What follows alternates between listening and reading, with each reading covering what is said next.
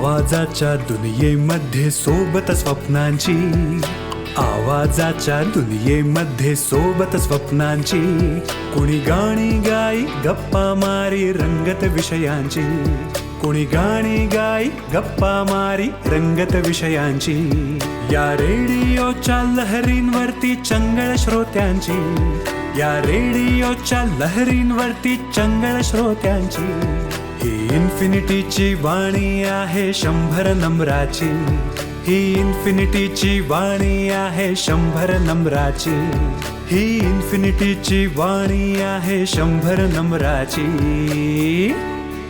Pimpri Chinchwad education trust संचालित infinity community radio 90.4 FM, reflecting you.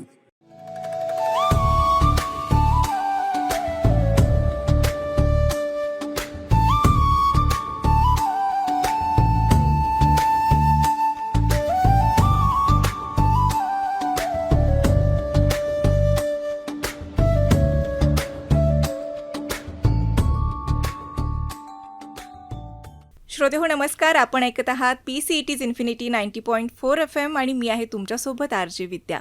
निसर्ग अवधान या कार्यक्रमात मी तुमचं अगदी मनापासून स्वागत करते. श्रोतेहो, कालच्या भागात आपण संपदाताईंकडून ऐकलं की एका पडून असलेल्या जमिनीला संपदाताईंनी कसं नवजीवन दिलं. त्या जमिनीत फक्त पिकं उगवली नाहीत, तर उगवलं निसर्गाशी जुळलेलं एक सुंदर नातं. झाडं जपण्याचा निर्णय त्यांनी घेतला. पाण्याचा प्रत्येक थेंब साठवण्याची जाणीव त्यांच्या मनात आहे आणि ती त्यांनी पूर्ण केली. आणि या निसर्गाच्या मर्यादा समजून घेत पुढं जाण्याची एक संवेदनशील वाट त्यांनी निवडली. श्रोतेहो, या सगळ्या प्रवासातून आपल्याला एक गोष्ट नक्की जाणवली. जेव्हा आपण निसर्गाला समजून घेतो तेव्हा निसर्गही आपल्याला भरभरून देत असतो. आता पाहूयात संपदाताईंच्या या विचारातून पुढं काय उभं राहतं ते. संपदाताई, या सगळ्या प्रवासातून पुढं तुम्ही ॲग्रो टुरिझम आणि फार्म स्टेटची सुरुवात केलेली आहे. तर यामागचा तुमचा नेमका उद्देश काय होता? फार्म स्टे सुरू करण्याचा एक प्रमुख उद्देश जो होता तो होता पैसे. अच्छा. कारण आम्ही जी झाडं लावली ते झाडामधनं काही पण प्रोड्यूस घ्यायला कमीत कमी 5-6 वर्ष लागतात. मग एवढ्या 5-6 वर्षात आम्ही आपलं जीवन कसं जगायचं? बरोबर.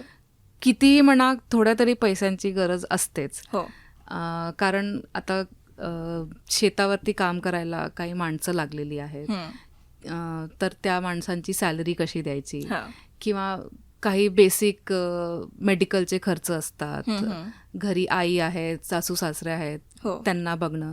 तर ह्या काही बेसिक गोष्टींसाठी जो बेसिक खर्च लागतो तो खर्च कसं आपण उभा करायचा, त्यासाठी फार्म स्टे करण्याचा एक निर्णय घेतला. आणि फार्म स्टे करण्यामागे पण खूप कमर्शियल जायचंय, खूप लक्झुरियस करायचंय असं नव्हतं. कारण आम्ही जो बेसिक लाईफ जगतोय त्याच लाईफच्या माध्यमातून तो अनुभव अजून बाकीच्यांना कसं देता येईल, तो पण एक उद्देश होता. सो एक रेग्युलर कमर्शियल फार्म स्टे किंवा कोकणात पार्टी करायला जायचंय असा हा उद्देश कधीच नव्हता. त्याच्यामागे हा पण एक भरभरून उद्देश होता की लोक जी येतील त्यांना निसर्गाशी जोडायला एक अनुभव मिळायला पाहिजे. बरोबर. तो एक होता फार्म स्टेचा उद्देश. अगदीच. म्हणजे तुम्ही शेती जशी निसर्गाशी जुळवून घेत केली तसं तुम्ही हे सुद्धा निसर्गाचा विचार करून केलेला आहे. बरोबर. तर नेमक्या कुठल्या कुठल्या गोष्टी तुम्ही तिथे या निमित्तानं करता? सो फार्म स्टेमध्ये जी गेस्ट येतात, आता आम्ही जी गेस्ट घेतो त्यापेक्षा आम्ही थोडं असं सेलेक्टिव्हली गेस्ट घेतो. कारण जसं मी बोलले की ही जागा अशी नाही की तुम्ही येऊन फक्त पार्टी करणार किंवा चला आपण थोडं बॉनफायर करूया, थोडं मित्रांबरोबर मैत्रिणींबरोबर चिल मारूया. तर ही त्यातली जागा नाहीये. आम्ही जे आमच्याकडे फॉर्च्युनेटली आतापर्यंत जेवढे गेस्ट आले त्यांना पण निसर्गामध्ये इंटरेस्ट होता किंवा आहे. तर त्यांना तो इंटरेस्ट तिकडे जगायला भेटतो, तो एक अनुभव त्यांना जगायला भेटतो. जागेच्या जवळ नदी आहे तर नदी जवळ तुम्ही बसून एक शांततेचा अनुभव करू शकता.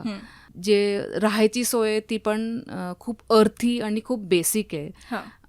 एअर कंडिशनिंग तुम्हाला नाही भेटणार, पण मातीचं घर भेटेल. तुम्हाला खूप लाऊड म्युझिक नाही भेटणार, पण पक्ष्यांचं कलकलाहट भेटेल. तर ह्या सगळ्या गोष्टी गेस्ट अनुभव करू शकतात. त्या व्यतिरिक्त जेवण हा खूप महत्त्वाचा भाग आहे आणि आम्ही प्रयत्न करतो की जे पण आमचं काही फिक्स्ड मेन्यू नाही आहे, पण ज्या दिवशी जो पण शेतामधनं येईल ते वापरून एक खूप सुंदर डिश कसं तयार करू शकतो तो एक अनुभव आम्ही आमच्या गेस्टला देतो. आणि प्रत्येक मील ही कस्टमाइज्ड असते, कारण प्रत्येक गेस्टला आम्ही विचारतो त्यांची आवड काय आहे, त्यांना कुठलं किती तिखट किंवा किती मसालेदार किंवा मसाला नकोय असे कसं जेवण पाहिजे, तो एक कन्सिडर करूनच आम्ही त्यांच्या हिशोबाने ती मील्स प्रिपेअर करतो. ह्याच्या व्यतिरिक्त जे गेस्ट बरोबर जे कॉन्व्हर्सेशन होतात तो पण खूप महत्त्वाचे. मी जेव्हा रेट्रोस्पेक्टमध्ये बघते की ते कॉन्व्हर्सेशन पण खूप व्हॅल्युएबल झाले आहेत. कारण गेस्ट बरोबर तो जो रिलेशन निर्माण होतो तो फक्त त्या 2 दिवस किंवा 3 दिवसाचे त्यांचं राहण्यावरतीच संपत नाही, त्याच्यानंतर पण तो एक कंटिन्यू कनेक्ट राहतोय गेस्ट बरोबर. सो ह्या सगळ्या गोष्टी जो एक मला असं वाटतं की हा एक खूप युनिक एक्सपिरियन्स आम्ही गेस्टला आमच्या प्रोव्हाइड करतोय, जे तुम्हाला सगळीकडे नाही भेटणार किंवा मे बी तुम्हाला खूप एक्सपेन्सिव्ह जागेवर भेटू शकतो. तर बजेटमध्ये पण तुम्ही तो अनुभव कसा घेऊ शकता, तो आमचा फार्मस्टेचा उद्देश आहे. अच्छा, ॲक्च्युली बऱ्याच जणांचा उद्देश हा असतो की याच शहराच्या गोंगाटापासून काही दिवस तरी आपण बाजूला राहावं आणि एक शांतता आपल्या मनाला मिळावी म्हणून प्रत्येक जण अशी जागा शोधत असतो. मग ज्यावेळी गेस्ट तुमच्याकडे येतात त्यावेळी हे सगळं बघितल्यानंतर त्यांचा अनुभव काय असतो किंवा त्यांच्या प्रतिक्रिया काय असतात? बऱ्याच गेस्टला तो अनुभव खूप आवडला आहे, कारण आम्हाला जे रिव्ह्यूज मिळाले आहेत जेव्हा ते गेस्ट राहतात तेव्हा पण किंवा तिथनं गेल्यानंतर पण जे रिव्ह्यूज आम्हाला भेटतात ते खूप पॉझिटिव्ह रिव्ह्यूज आहेत. सगळ्यांना आम्ही जे रूम्सचे बांधकाम केलं आहे तेव्हा किंवा ज्या रूम्समध्ये जो इंटिरियर डेकोरेशन केलं आहे खूप बेसिक आहे पण खूप वेगळा आहे तो. नेमकं काय वापरलं, निसर्गाशी जोडणारच असेल ते बरोबर नेमकं काय? हां, सो जे भिंत आहेत त्यांना प्लास्टर नाही केलंय, तर फक्त शेण आणि मातीचं एक लेप दिलेला आहे. त्याच्यावरती जे पेंटिंग्स आहेत तर ते पेंटिंग पण खूप लोकल आहेत. म्हणजे आपल्या रत्नागिरीमध्ये काही 5-6 वर्ष झाले कातळशिल्प सापडले आहेत आणि त्या कातळशिल्पावर आता शोध चालू आहे. ते असं म्हणता येते की ते 15,000-20,000 वर्ष आधीचे कातळशिल्प असतील. तर त्या कातळशिल्प जे रत्नागिरी जिल्ह्यामध्ये सापडले आहेत त्यांचे चित्र घेऊन त्यांची डिझाईन घेऊन ते डिझाईन आम्ही आमच्या भिंतींवरती काढले आहेत.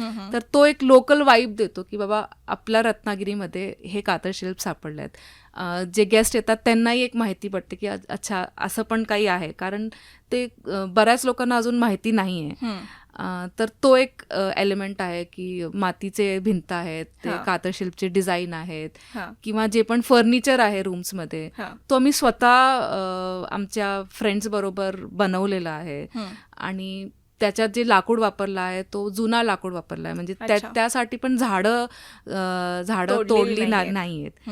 गावात आता बरीच लोक आहेत जी त्यांची जुनं घर मोडून नवीन घर बांधकाम करतायत. तर त्या जुन्या घरांची लाकूड आम्ही घेऊन त्या लाकडांपासून पूर्ण फर्निचर बनवलेलं आहे. तर हे सगळं लोकल आणि खूप अर्थी फील जे गेस्टला येतं ते खूप आवडतं. शिवाय मी बोलले की जेवणाचा जो अनुभव तो नक्कीच युनिक आहे. म्हणजे मी तुम्हाला 100% गॅरंटी देऊ शकते की असा तुम्हाला अनुभव कुठेच भेटला नसेल. तर तो गेस्टला खूप आवडतो, त्याचे खूप पॉझिटिव्ह रिव्ह्यूज येतात. आणि त्यानंतर फक्त ते शांततात राहणं, एवढ्या म्हणजे भरपूर पक्षी, भरपूर लोक पक्षी बघायला येतात किंवा फक्त नदी किनारे जर का तुम्ही बसलेत, काहीच नसेल करायला पण फक्त ती नदीच एवढी सुंदर आहे की तुम्हाला तो तो अनुभव जाणवतोच. So तो ह्या सगळ्या शब्दात गोष्टी नाही सांगू शकत बरोबर आपण, ती अनुभवण्याची गोष्ट आहे खरं तर. बरोबर. तर ह्या सगळ्या गोष्टी आमचे गेस्ट आम्हाला सांगत राहतात आणि तोच एक अनुभव त्यांच्यासाठी एक मेमोरेबल एक्सपिरियन्स असतो. खूप छान. आता तुम्ही निसर्गाचा प्रत्येक गोष्टीतून विचार करून या सगळ्या गोष्टी मांडलेल्या आहेत किंवा तुम्ही करत आहात. हे करत असताना तुमचा निसर्गावर आणि निसर्गाचा तुमच्यावर कसा सकारात्मक परिणाम होताना तुम्हाला दिसतो? निसर्गाचा आमच्यावर तर भरपूर सकारात्मक परिणाम आहे. कारण ऑब्व्हियसली म्हणजे आता शहरात राहत नाही त्यामुळे खूप बाहेरचं खाण्यात येत नाही. 90% जे आम्ही खातोय तो आमच्या शेतावरनं किंवा आजूबाजूच्या शेतकऱ्यांकडनं आम्ही विकत घेतो. जवळच्या शेतामधनंच येत आहे आणि जवळचे शेतकरी पण कुठलाही केमिकलचा वापर करत नाहीयेत. तर तो 100% ऑर्गॅनिक आहे, तो त्याची खात्री आम्हाला आहे. तर त्या जेवणामध्ये जो बदल आला तो एक आपल्या प्रकृतीवर किंवा आपल्या हेल्थवरती दिसतोच. दुसरी गोष्ट जे आपण आपल्याला शहरात राहून कधी कधी जेव्हा वाटत होतं की चला आज बाहेर जाऊन खाऊया, हे जे सगळे क्रेविंग्स होते ते क्रेविंग्स संपले आहेत आता. जेव्हा पण आम्ही पुण्यात मुंबईला गेलो तर तेव्हाही असं काही वेगळं खावं असं काही वाटत नाही. तर त्या क्रेविंग्स कम्प्लिटली थांबल्या आहेत आणि जो एक फ्रेशनेस जो फील होतो म्हणजे दिवसभर फिजिकल थकवा असल्यामुळे रात्रीची झोप मस्त येते, कारण शांतता आहे त्यामुळे पण झोपेची क्वालिटी भरपूर वाढली आहे.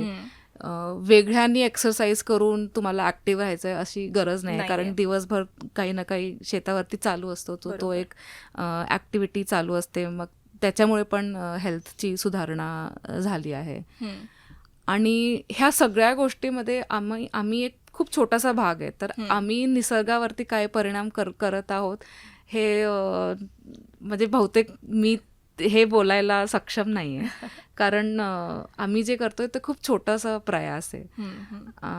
आणि खरं सांगितलं तर हे छोटे छोटे, असं मला वाटतं की हे छोटे छोटे प्रयास करूनच काहीतरी मोठं घडू शकतं.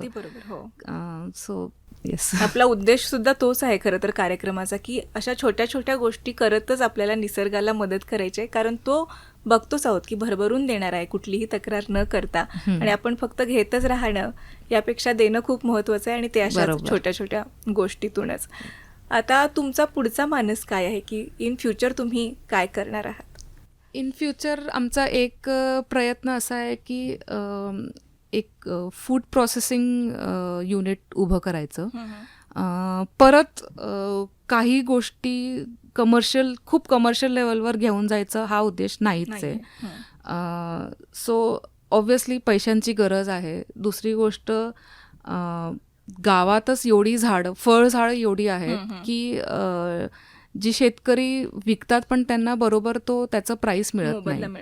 ओके, सो विचार असा आहे की त्यांच्याकडनं आम्ही तो प्रोड्यूस घेऊन त्याला कन्वर्ट करून त्याची शेल्फ लाईफ वाढवून मग ते बेटर प्राईसवरती विकू शकतो का, आणि त्याच्याबरोबर शेतकऱ्यांना तो एक बेटर प्राईस देऊ शकतो का. सो एक छोटासा फूड प्रोसेसिंग युनिट हा सुरू करण्याचा प्लॅन चालू आहे. तर त्याच्यात प्रोसेसिंग करून व्हॅल्यू ॲडेड गुड्स बनवून ते मार्केट करायचा एक प्लॅन आहे. एक महत्त्वपूर्ण गोष्ट इकडे लक्षात घ्यायसारखी आहे की मला माहीत नाही प्रत्येक गावात असं आहे की नाही, पण कोकणाच्या गावात जर का तुम्ही बघितलं तर मायग्रेशन भरपूर झालं आहे. म्हणजे 90% गावं रिकामी आहेत. एखाद्या गावाचं जनसंख्या जर का 300 असतील तर गावात राहणारी माणसं फक्त 50 किंवा 60च आहे, आणि बाकीची सगळी माणसं मुंबईत आहेत. ओके, तर त्या माणसांना आपण कसं थांबवू शकतो. परत लार्ज स्केलवर करायची आपली क्षमता नाही आहे, पण स्मॉल स्केलवर आपण काहीतरी करू शकतो का.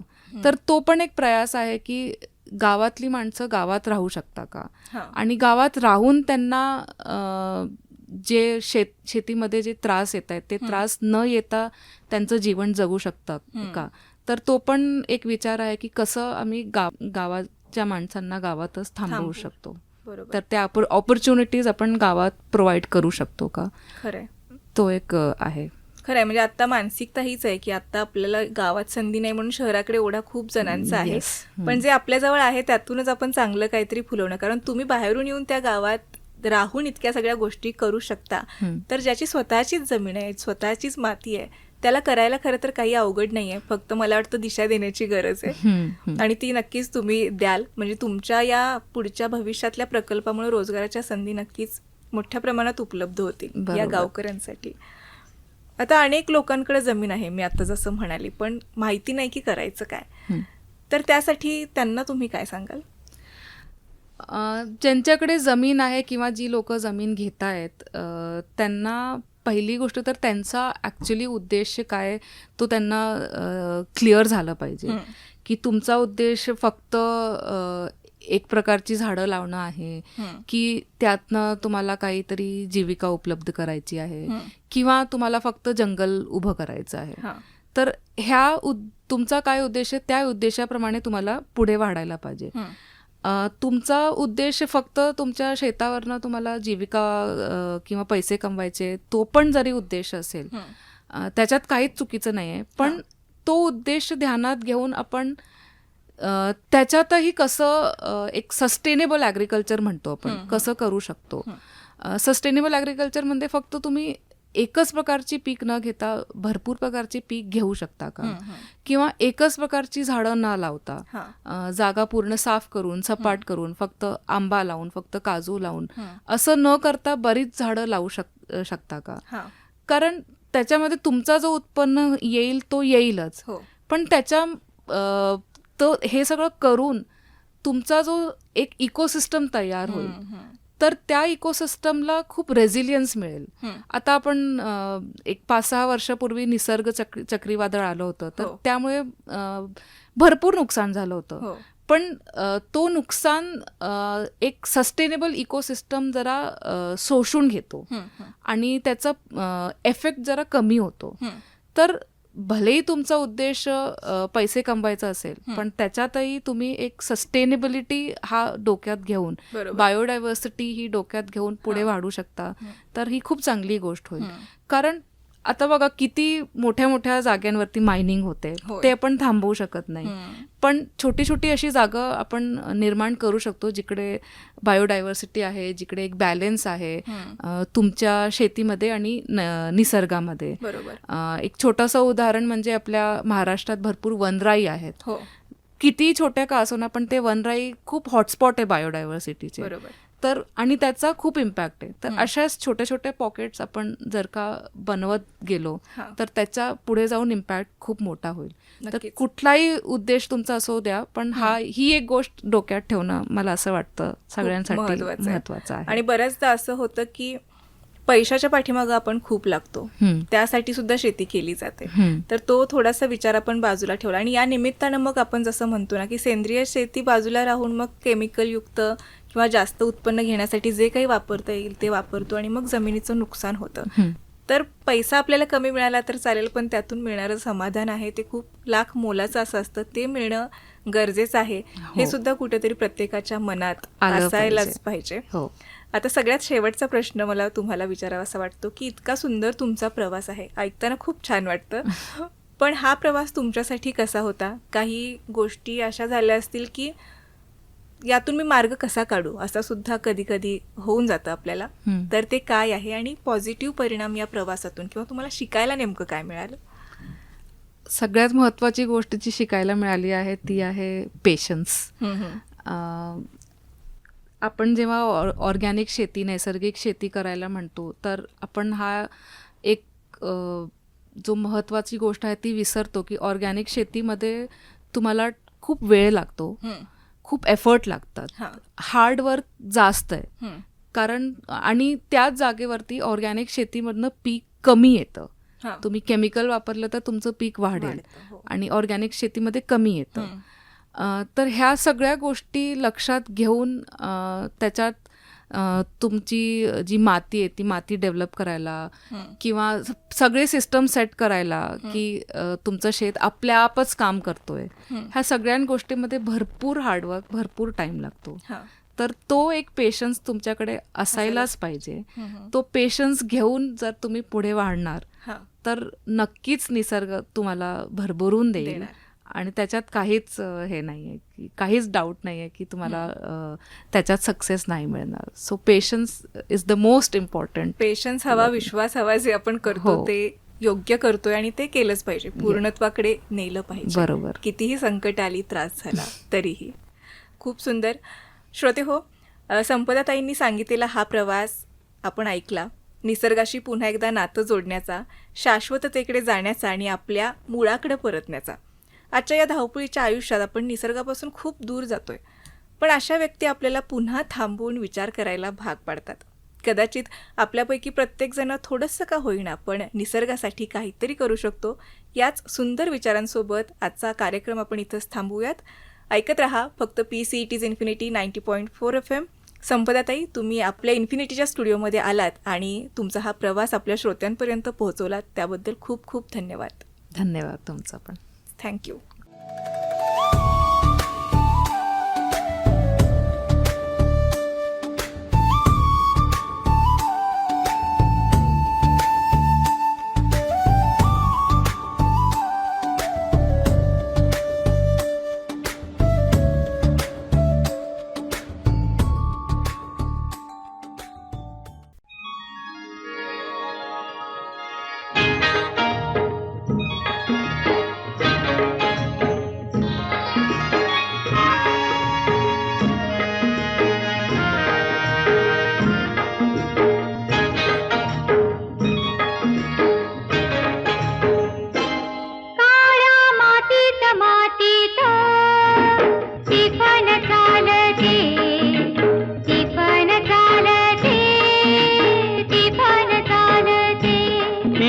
थैथय नाचते, ढग ढोल वाजवितो, ढोल वाजवितो, ढग ढोल वाजवितो.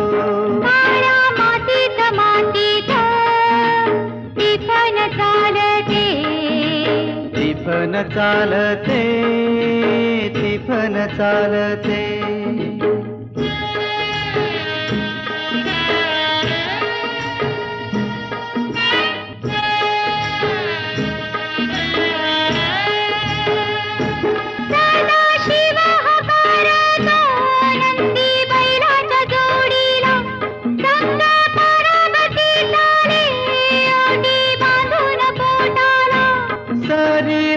सरी येती माती नाती धुती होते, कस्तुरीच्या सुवासान भूल जीवाला पडते, फूल जीवाला पडते, वाट राघूची पाहते, राघूची पण हाणतो, मैना वाटुली पाहते.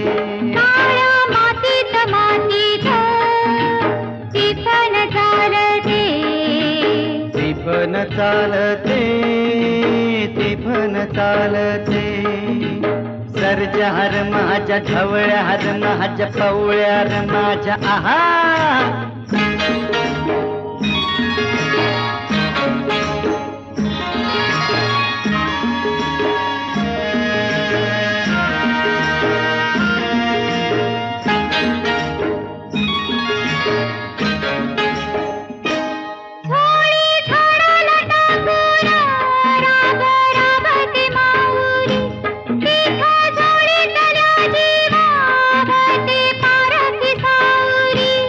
अभिषेकात घामाच्या आस देवाच पूजन, पीक हालती डोलती जणू करती भजन.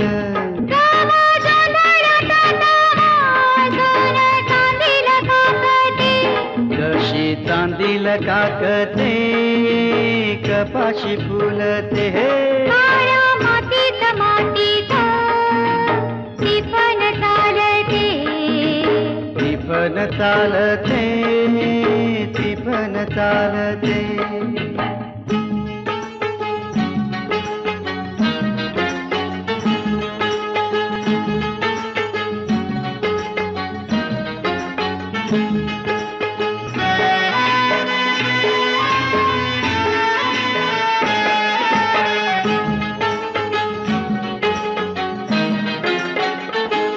चाल ऊन पावसाचा पाट शिवणीचा खेळ लोणी पायाला वाटती मऊ भिजली ढेकळ